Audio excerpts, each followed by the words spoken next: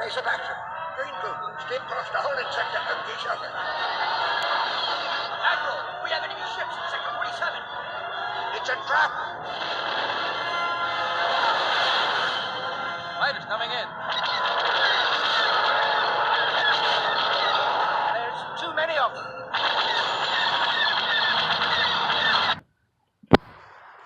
Hey guys, what up? Total Control 871, and yes, that was the late, great General Akbar with his infamous catchphrase, "It's a trap." Yes, I am a man who has never had a problem with sticking it to the man, okay? I am nobody's establishment bitch, but, seriously, I have a great deal of concerns in regards to Andrew Yang's UBI, and quite frankly, that's just his incarnation of UBI. Obviously, we saw. Did you guys see the last couple episodes? They got swarmed with Asian bots. I think most of them are Asian bots. Tell me, do you have the wherewithal to recognize a bot when you see one? Anyway, even those who are human beings, they're obviously very, very pro-Yang. Hey, that's cool. We all got our candidates and people who we are supporting. Unfortunately, they were completely unable. In two videos, they had the opportunity to give concrete answers to the security safety net issues, and they can't.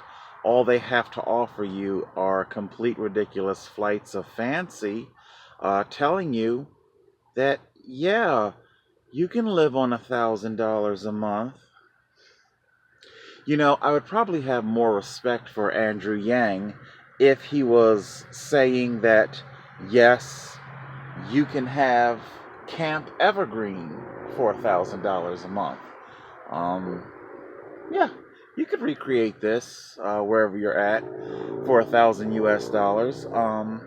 Hey, you might even be able to do better than me.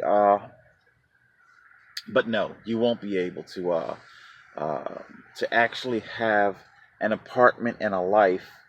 And of course, they continuously gloss over the fact that Andrew Yang, he only wants to give 2 incomes. They don't like to say that part. They don't like to say dual income. They don't like to say 2 incomes. Okay, because it draws attention to the fact that there's going to be huge portions of the population that do not have 2 incomes and that do not benefit from 2 incomes. And like like our cruise ship desert island analogy, a great many of us would end up left behind while others sailed on to middle class bliss. However, those that went on to middle class bliss, even they are not out of the woods. Those who do get to board that cruise ship to leave the island, we see that our bots and our pro Andrew Yang people, they also are completely unable to resolve and reconcile the job security issue. They are very much indeed willing to speak to and bolster the automation revolution that is coming.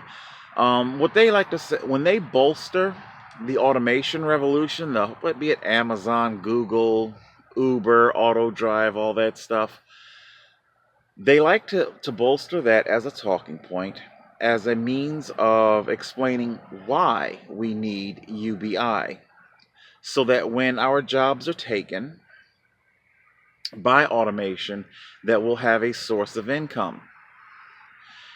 Here's the problem. What happens when people set up shop predicated on 2 sources of income? You know, it's like like I was trying to tell you guys with the whole JoJo's and cheesecake and wine. Uh, my life doesn't fall asunder because I can't have cheesecake and wine. Um, so if my UBI income went toward treats like that, okay, if my UBI income went toward paying that ridiculously overpriced Google Fold phone or whatever, that's $2,000. Obviously, your life, you can live without a $2,000 folding phone. Um, but what happens when you have orchestrated your life, centered your life around two incomes? So again, like I say, we can use our big box stores. Um, you the home that you have, your apartment. It doesn't necessarily have to be a mortgage either. Your apartment, your car note, the basics of life, transportation. You elected a health insurance plan. All of this was predicated on having two sources of income. Then comes the day where, remember, our pro UBI people say this themselves quite vocally. Be it automation, or if you yourself become disabled and injured, um, and suddenly you're left with only one source of income, the $1,000 UBI. Now, what are you going to do? Okay. We saw Walmart had no problem whatsoever uh, firing scores and scores of disabled people. Optics be damned. We don't care. Okay? They don't have to care. My apartment search, in the parameters of my search, I make it very clearly known that I have to live within X amount of miles of a Walmart. How fucked up is that? Because I travel by bicycle. I mean, in other words, every time I go grocery shopping, although I can, you guys know I can, put in the miles when I have to, but if it's just to go grocery shopping, I would very much indeed not like to have to ride a fucking marathon, just to go grocery shopping. But anyway, I need to be within X amount of miles of a Walmart. Why? Because Walmart is the only place where I can afford to shop. You dig? I can't go to fucking Gennardi's and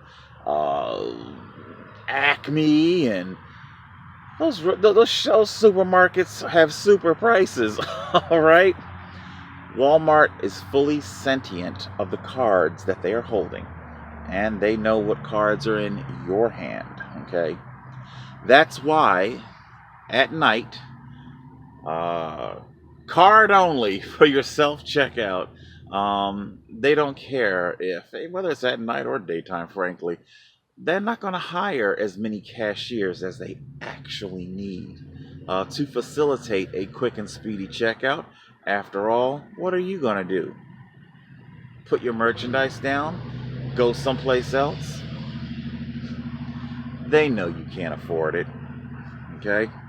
So you're going to stand there and you're going to be good little proletariats and you're going to wait your turn. That's what you're going to do. Okay? So Walmart knows the cards that it holds and they know the cards that you hold. So that's why they're not worried about a public relations or that much of a public relations fiasco. Hey, like I say, I'm all for sticking it to the man. It's not like I'm some right wing, you gotta work for everything you get. I mean, frankly, I have worked. My disability, that's an insurance policy. It's not a welfare program. Let's make that very clear. That's an insurance policy. That's something that I paid into my entire life. So I understand Andrew Yang is probably, you're going to have scores and scores of welfare check recipients, the 140s, as I like to call them, the 140s of America are going to be very anxious to vote for this, because it's going to turn their 140 into $1,000. Hey, I can respect the mathematics of that.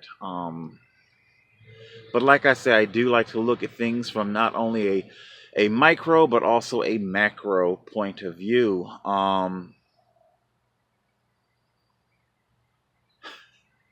What's going to happen when the automation that you, pro-UBI people, fully acknowledge threatens human employment? Then what? Suddenly you're going to have scores and scores of humans turned out onto the street, okay, with their $1,000 in hand. And a lot of these humans are going to have human children, okay, because I'm hearing that. I had one of them even say, oh, it's no big deal, because you and all your children, once they turn 18, can pool together your UBI money to afford one apartment. Hey guys, who wants to live who wants to live in a 2 or 3 bedroom apartment with your baby boomer parents? How sexy is that? You know, you want to bring home your date and your 2 bedroom apartment, your baby boomer parents are there sitting in the living room. Hey, they're calling me out of touch. They're calling me crazy. They're calling me uneducated. Hey, I never had the chance to finish high school. I am bringing to you facts. Everyday, living facts. Facts that are tried and true. That which is going on. What I'm telling you, it's not theoretical. It is a fact. Okay?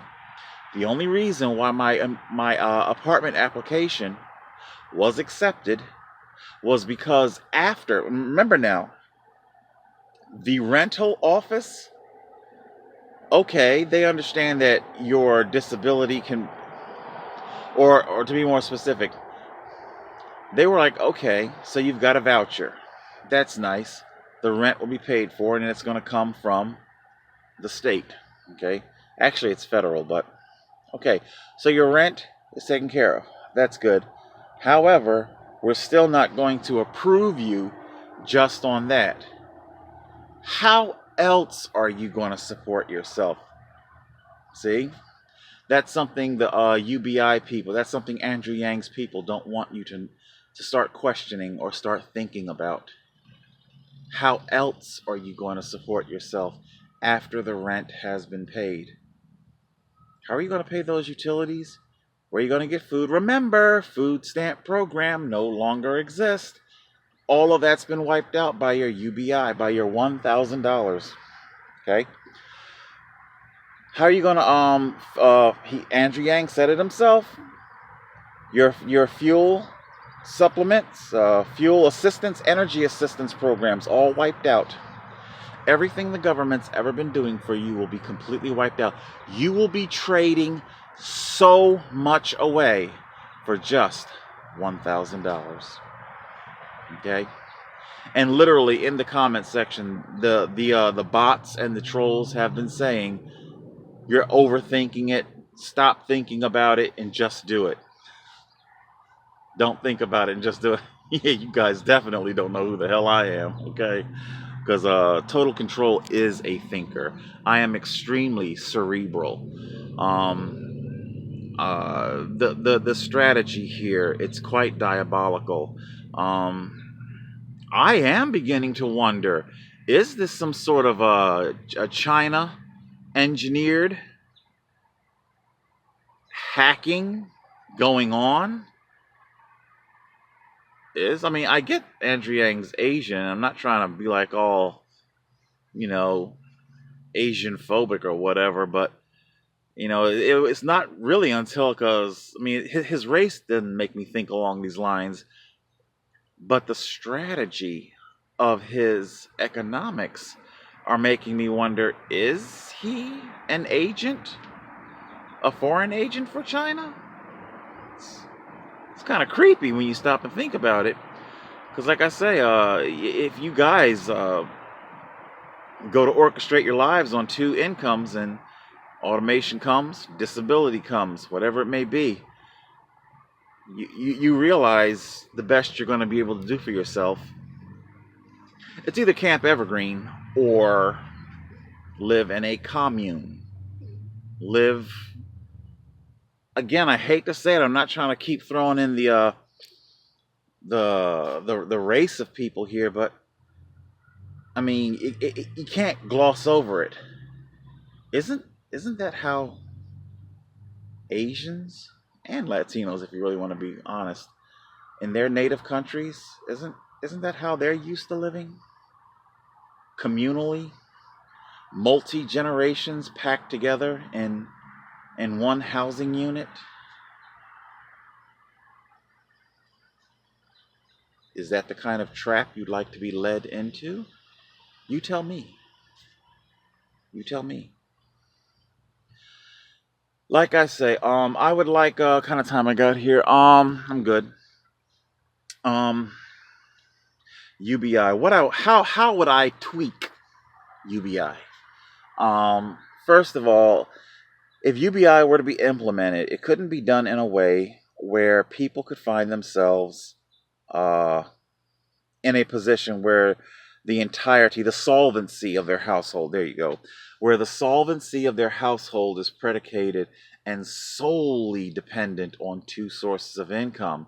I would like to see UBI be a universal safety net. So you can bring all of your social programs under one umbrella, fine, and it can be there as the safety net that it should be. Okay, so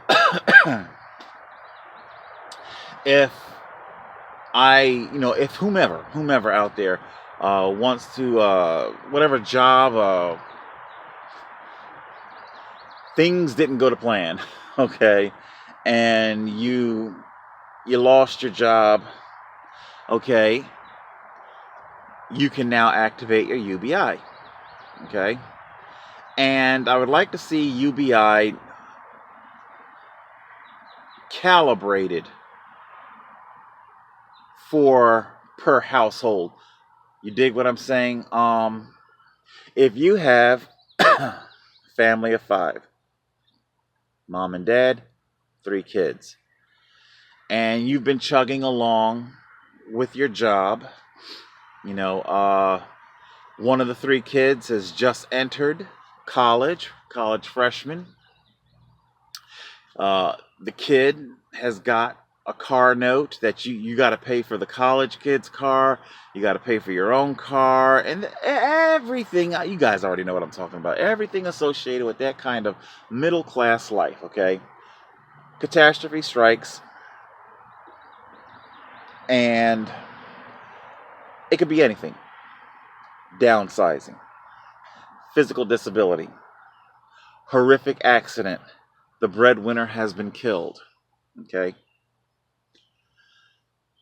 Our adults, or our surviving adults, excuse me, I'm looking around for my halls, they can activate UBI, and UBI would be much, much more than just simply $1,000 per adult.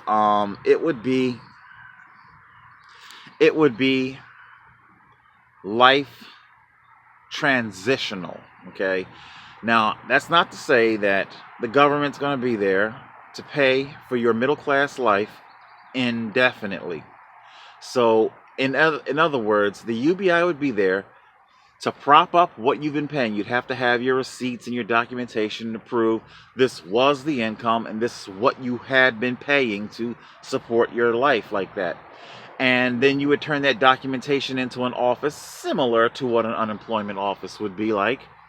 And they'd be like, okay, fine. So we're going to start cutting you 5,000, or yeah, well, whatever the case may be, yeah, whatever it could be, whatever it is. In that particular scenario, maybe $4,000 or $5,000. Maybe another scenario where the household wasn't quite so expensive, maybe $2,500, maybe 3,000. You get what I'm saying, okay? So you get your UBI assistance, transitional assistance, okay? So once you start receiving that money, you are thereby on notice, okay? If you got to start making some decisions, do you believe that you'll be able, because it would be between 18 months to 2 years would be this money, assistance. 18 months to 2 years. And you could elect which program you want. If you want the full 2 years, fine. In month 14, your check starts diminishing and tapering down, okay? Or you can do the whole 18-month where your check stays the same, okay? All right. But at the end of 18 months, you're cut off. That money, it would facilitate your household not suddenly being slammed with massive financial crippling, and you can sustain it so that you can start making some life choices, all right? If you don't feel, because, if you had been a housewife until then and the husband, the breadwinner was killed, you might want to go with this, the transitional thing. So you would need that time, that either 18 months or 2 year time, to put the house on the market. Okay? You would need that time to get the kid that's already in college, start thinking about where you want to go, how we're going to afford it. They may have had grand plans for being a surgeon or what have you. Dad's gone. Mom is looking to re-enter the work field, whatever it is that she may have. Will her single income with the 2 juvenile children that she has, and you, the adult child in college, will her income be able to pay for everything, to pay you all the way through undergrad and graduate school and to become this surgeon? If you feel that it can, okay, but no tears when, or otherwise, maybe our student would like to start thinking about becoming a nurse, or something that could fit into the new family budget. So, in other words, my tweaked UBI would be to help when tragedy strikes, when financial tragedy strikes, to transition. You now have time to put the house on the market, to sell the house. So now you're free from your mortgage. You don't have a foreclosure on your record. You were able to sell, maybe even get some equity. You never know. Maybe that equity could go to put the kid through surgical school, whatever it is, So my UBI plan would be there to be the safety net to facilitate when tragedy comes, But if you create a program where people are heavily dependent on 2 sources of income, and then suddenly something very abrupt happens that changes all that, UBI isn't going to be there to help you transition out of your financial burdens. If you lose your job and you're smack dab in the middle of your lease or your mortgage, UBI isn't going to increase its payment to you. Do you understand that? It's still only going to be $1,000. And $1,000 will not keep you in an apartment.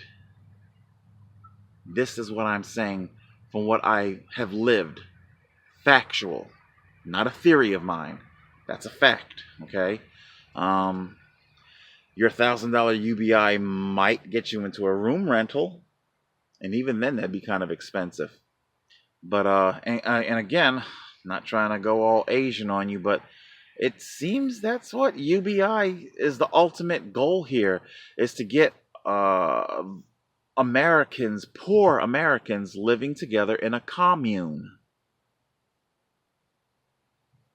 They keep throwing the words around freedom and flexibility. I don't see a lot of flexibility. Check my time. 24. Yeah, I don't see a lot of flexibility here at all. Flexibility would be my version of UBI, where it could step in the wake of a horrific financial tragedy to tell you, okay, it's going to be okay. The government's here to hold you, to prop up your house for a year and a half to 2 years, giving you the time to make the alterations that you need. Okay? Sorry, my lovely children. Alter your plans as to what you're going to be. And you never know what the future can hold, you know? In other words, you just simply aren't shackled under a crushing mortgage, car notes and things like that. Something that can, you know. All right, so, you know, in that span of the time, you could probably get the car paid off, and then start thinking twice about whether or not you want to either lease another car or buy another car. You know, you might be like, well, now that such and such isn't here and it's a single income, or now that I've been fired and my field of employment isn't hiring, you know, and if you already got a kid in college, of course, the UBI proponents, they're saying, you can go back to college. If you got kids in college, there's no money left for you. You see what I'm saying? These are questions that they can't answer. They don't want to answer, and they definitely don't want you thinking about it. All right, guys, that's it for now. Total Control, 871.